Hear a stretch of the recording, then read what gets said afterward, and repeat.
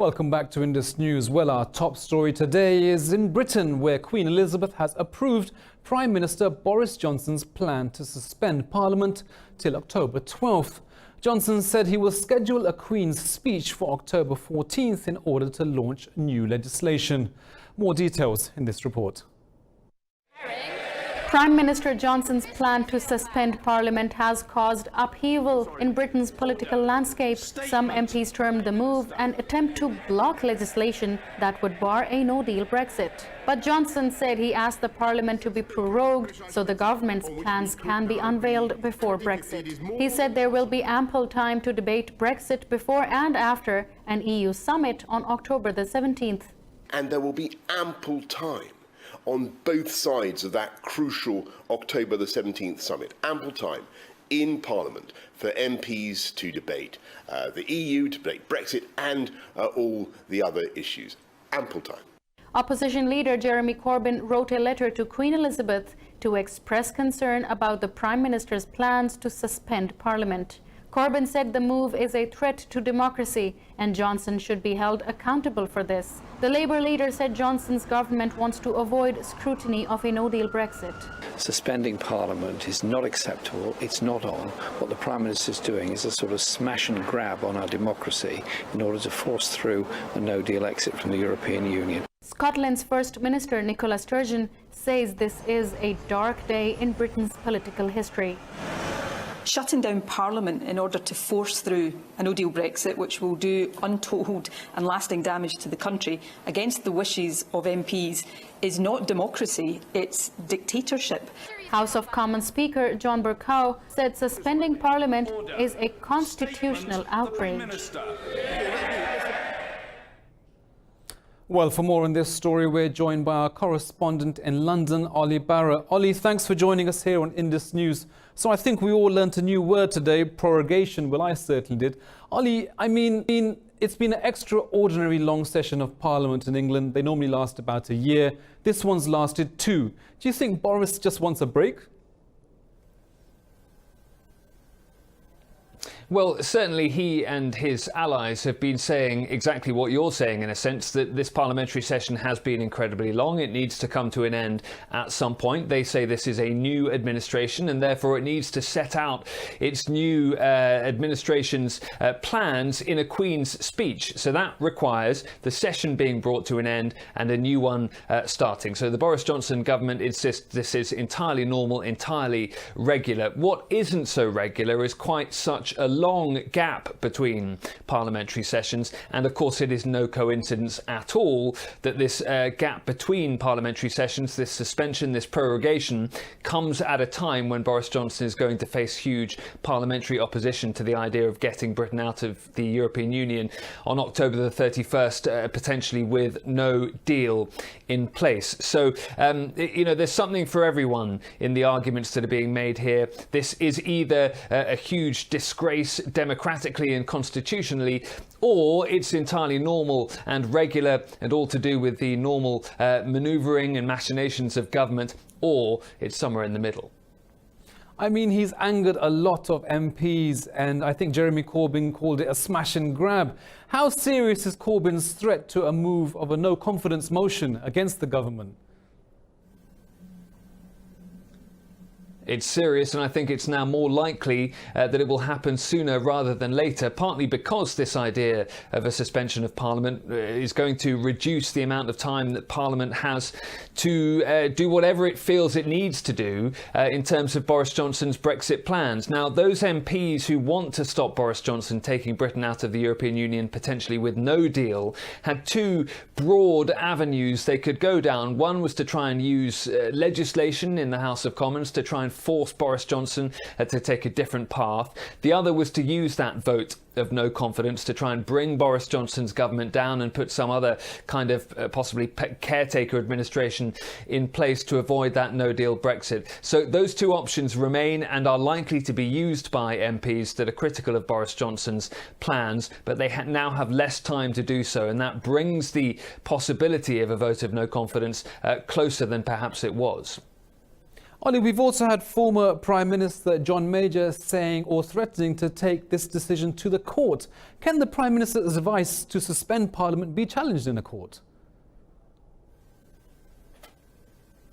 It can be taken to the courts. It can be challenged in the courts. I think the legal view at the moment appears to be from the establishment that perhaps it's not an avenue that is going to succeed, certainly in the very limited time frame that we have. That doesn't mean that the legal avenues won't be explored and that cases won't be brought against Boris Johnson and his government. But certainly, as I say, I think the best legal minds here in the UK have been poring over this all day and trying to work out exactly what would be possible and what might not be. And I think the thinking is that there probably isn't enough time to mount a genuine challenge that makes a difference in the courts. But, you shouldn't write off the legal avenues coming to some kind of fruition against the government. And as I say, certainly all avenues are going to be explored.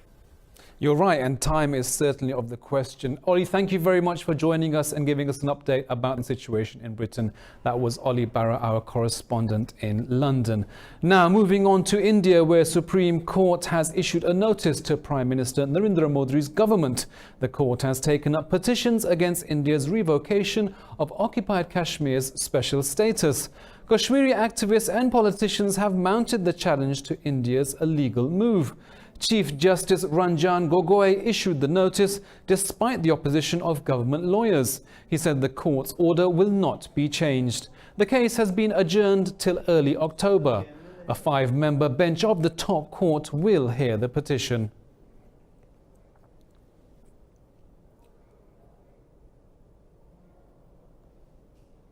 Now, staying with Kashmir, Indian occupied Kashmir's governor Satyapal Malik has confirmed the use of pellet guns by government troops.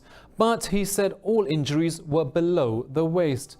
Addressing a press conference, Malik said people of the occupied valley will have to wait for the resumption of internet services. He said the restrictions are necessary to prevent civilian casualties. Malik refused to say when the detained Kashmiri leaders will be released.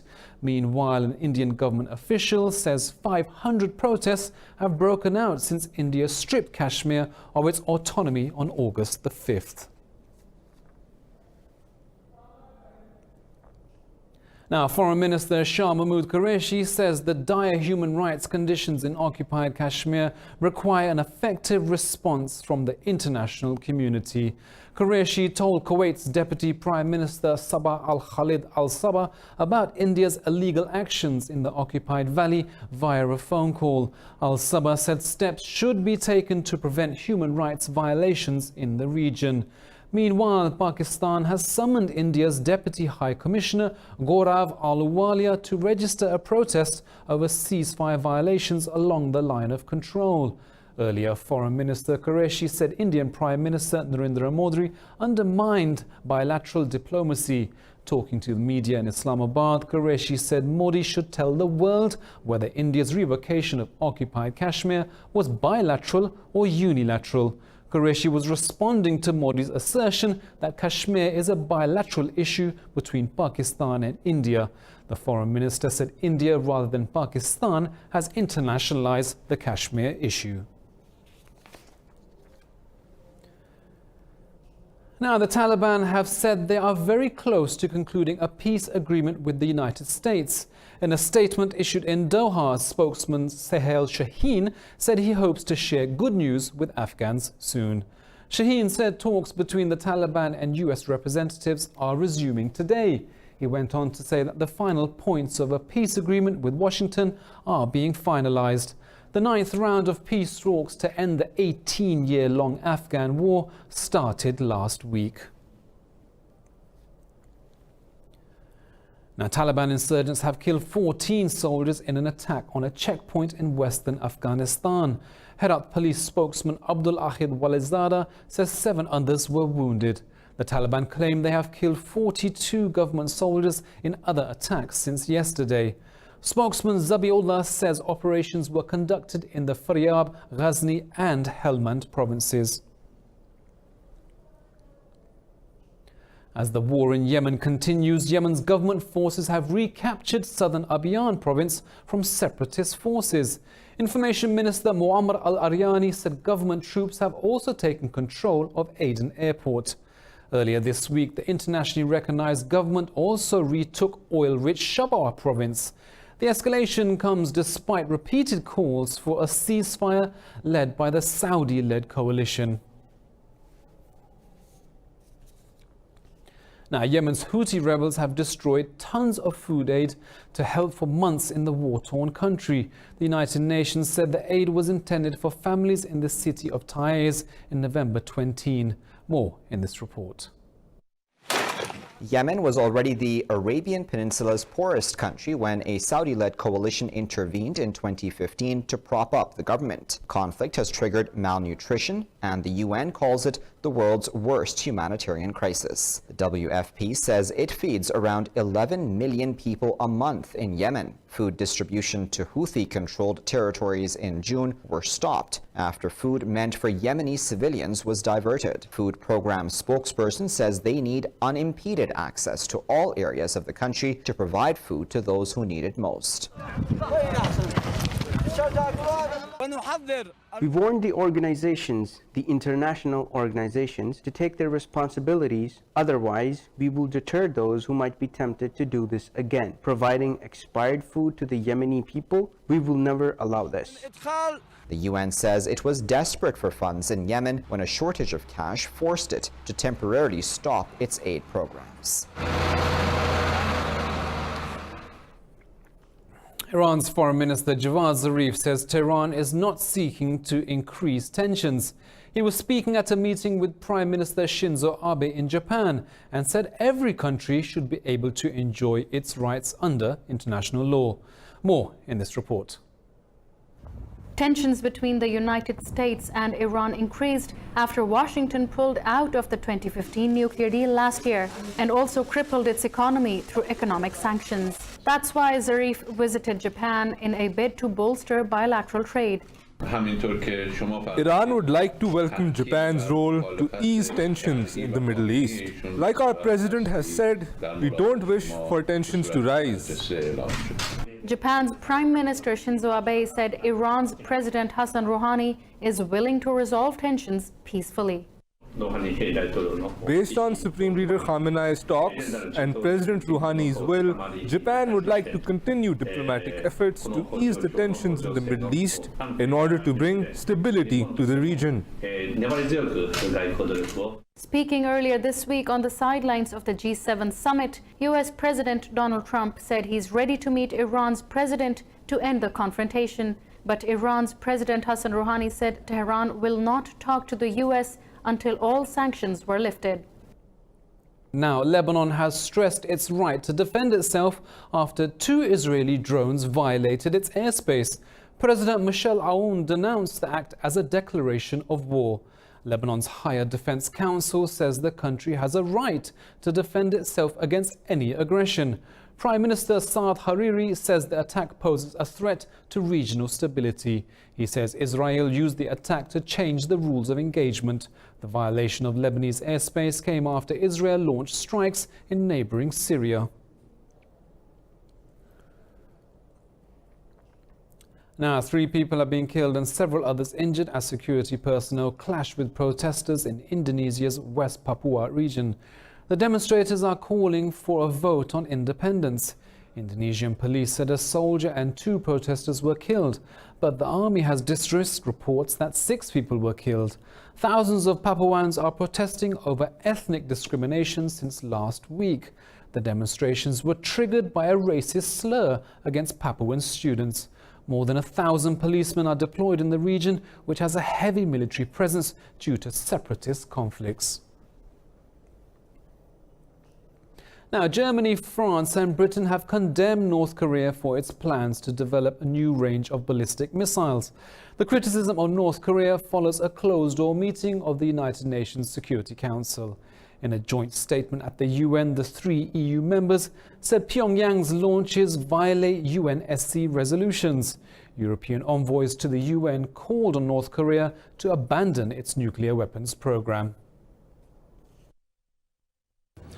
and we reiterate our condemnation of such repeated provocative launches, which are violations of UN Security Council resolutions. North Korea must take concrete steps towards its complete, verifiable, and irreversible denuclearization. Japan is evacuating almost 1 million people from southern Kyushu after heavy rains. The country's weather agency has issued its highest emergency warning, citing extreme weather conditions. The agency says there's a risk of landslides and flooding because of the downpours.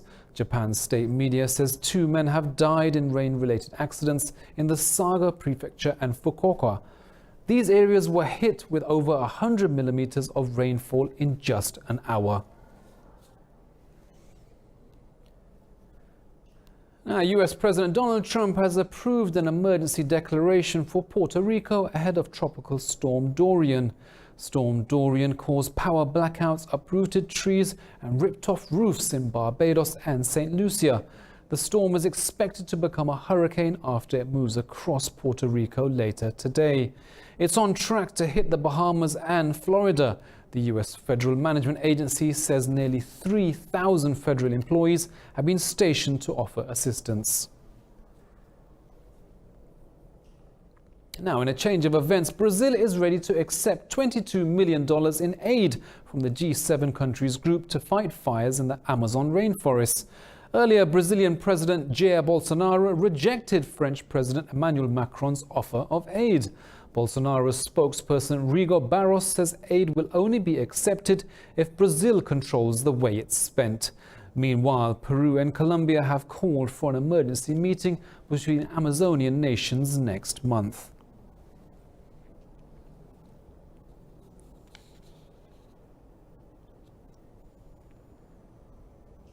In Mexico, 23 people have been killed in a fire at a bar in the coastal state of Veracruz. The Attorney General's office says 8 women are among the dead. It went on to say that 13 others were severely injured and are being treated at local hospitals. Local authorities say they're investigating if the fire was deliberate. In Peru, archaeologists have unearthed the remains of 227 children. The sacrificial site was used by the pre-Columbian Chimu culture. The remains were unveiled after a year of digging in Huanchaco, a beachside tourist town in Lima. Chief archaeologist Ferran Castillo says the children aged between 4 and 14 were sacrificed to honor the Chimu god. Chima culture thrived between 1200 and 1400 CE. Archaeologists first found children's remains at a site in the town's Pampa La Cruz neighborhood. 56 skeletons were unearthed in June last year. At least 5 migrants have died and 20 are missing after a shipwreck off the Libyan coast. The vessel was carrying up to 90 people. The Libyan Coast Guard says the bodies of 5 migrants were recovered. Over 65 people were rescued 9 miles off the coast of the city of Homs. 3 of the dead were from Morocco, 1 from Sudan and 1 Somalian. The UNHCR says most survivors were from Sudan, with others from Egypt, Morocco and Tunisia. Libya has long been a major transit route for migrants, especially from sub-Saharan Africa. Now, Israel has several checkposts in the West Bank and a current blockade on Gaza.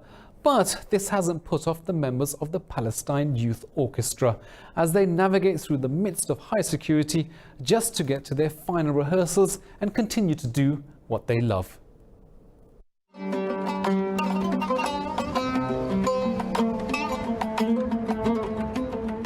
Orchestra member Ibrahim had to travel from Nablus in the West Bank through neighboring Jordan to reach Oslo, where their Europe tour convened, and it took him 2 days.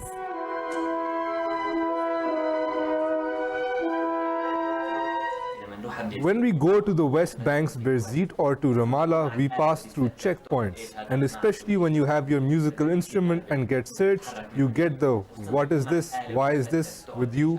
It's always a hassle when you move from one city to another in order to meet.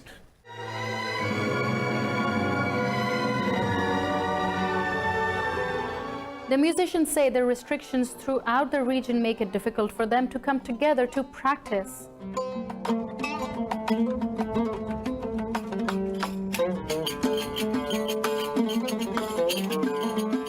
Last 24 hours it's been quite difficult logistically because we have to get people from all around Palestine. People have to pass checkpoints, have to go through different borders to get there. So hopefully we'll all get there in one piece.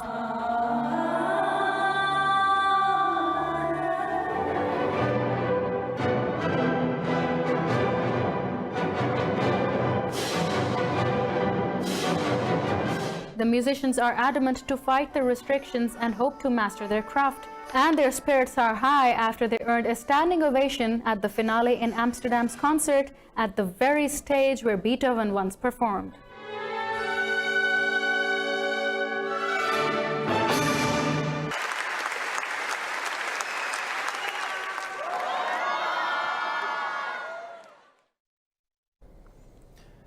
Now, thousands of revelers hurled tons of tomatoes at each other as they gathered for the La Tomatina festival in Spain's eastern town of Bunol. The messy event is a key date in the country's tourism calendar and is among the world's greatest and biggest food fights. More in this report. The La Tomatina festival sees huge crowds of people gather to throw tomatoes at each other every year. Some revelers wear protective goggles and many buildings are draped with tarpaulin coats. It's true that it makes us proud as the people of Bunol that our town is famous worldwide thanks to this festival.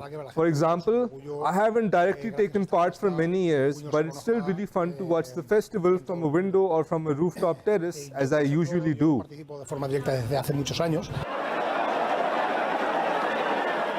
The Tomatina is said to have originated from a spontaneous food fight between villagers in 1945. The tomatoes really stain the walls. It's easy to clean if you clean it quickly and with a hose. So everything such as windows and doors, we set up protection for ourselves so it's less work to clean. The festival was banned for a while during the 1950s, but survived to gain popularity across Spain in the 1980s. Today it draws large crowds of visitors, including tourists.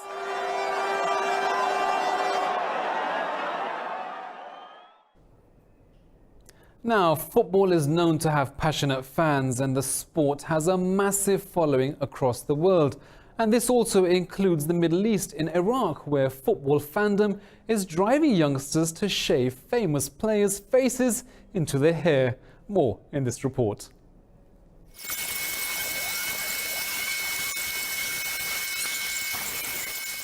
Marwan Hadi is a barber, but he has a background in fine arts. He's also a big football fan. He's combined the three crafts to create the latest craze for Iraqi football fanatics.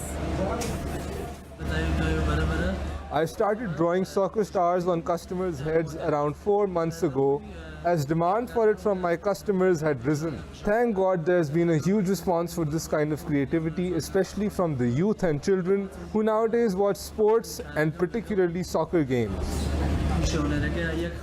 Marwan Hadi says most youngsters want Cristiano Ronaldo or Gareth Bale's faces shaved onto their heads. Football is a hobby of mine. I love watching Real Madrid matches in particular, and I love Ronaldo very much. I wish to meet him one day, and this is why I came to this salon.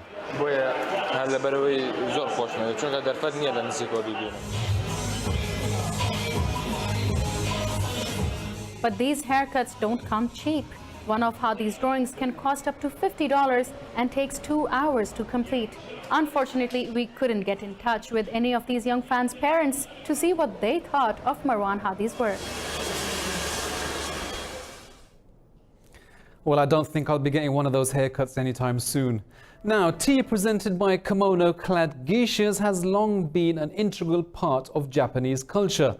With the tea ceremony, the trend has now come knocking on foreign doors as matcha tea exports increase.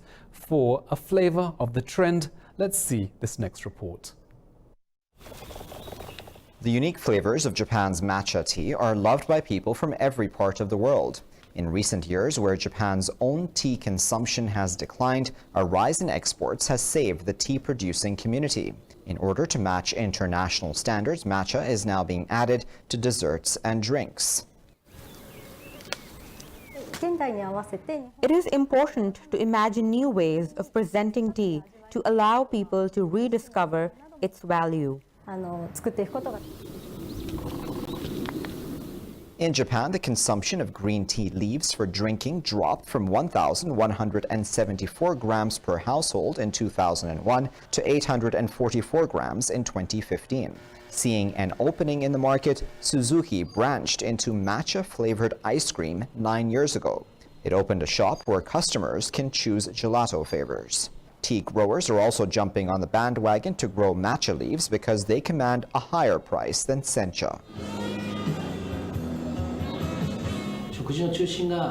Bread and noodles have gained some ground in eating habits that have relatively reduced the consumption of rice and tea. Unlike in the past, there are fewer Japanese people who drink tea all the time, and instead, more and more Japanese people are enjoying a variety of food, and so the sales of tea are going down. Manufacturers are finding innovative ways of making tea more appealing to foreign palates. With growing global tea competition and finding the right blend of culture and innovation, the fight to support matcha farmers goes on.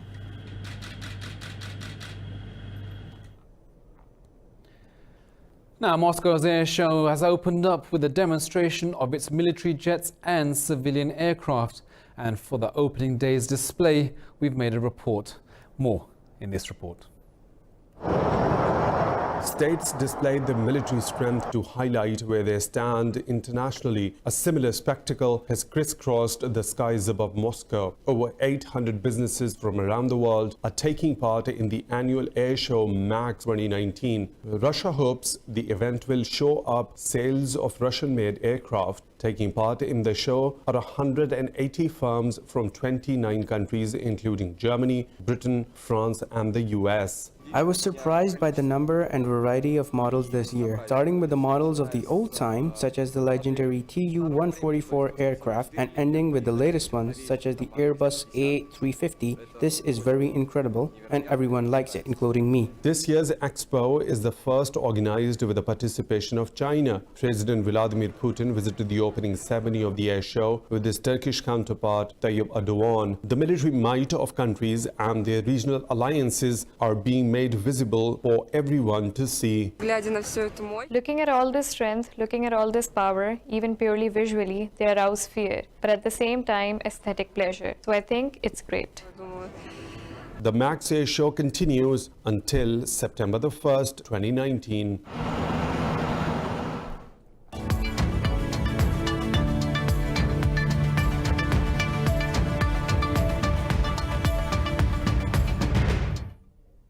Now let's look at the top stories in the world of business, and we start with the European Union, which has launched an investigation into Google's job search tool. Google places a widget at the top of its searches, circumventing the need to click through to job sites. The EU Competition Commissioner Margrethe Vestager questioned whether it's fair for Google to have such control over its rivals. 23 job search sites urged Brussels to take action last month. Google's competitors fear the move is a ploy to gain market shares before monetizing its business model. Japan has dropped South Korea from its list of preferred trading partners. This intensifies a diplomatic spat between the key US allies. Seoul has been dropped from the list over a wartime forced labor dispute. Japanese manufacturers must now seek approval for each technology-related export contract for Seoul. Seoul's previous status as a preferential trade partner meant it enjoyed less stringent checks on exports. South Korea's foreign ministry has summoned Japanese envoy Yasamusa Nagamine to launch a complaint. Prime Minister Lee Nak-yeon says he will take the matter to the World Trade Organization. South Korea has also ended a military intelligence sharing pact with Japan.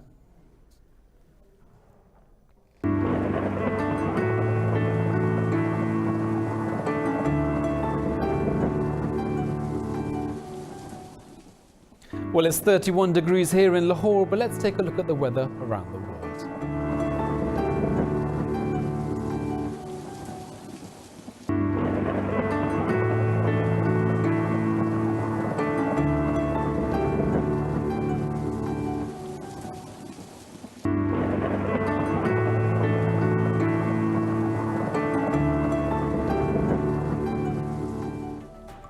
Well, that's all from me, from the team here in Lahore, but we'll be back at the top of the hour with the headlines. Bye-bye for now.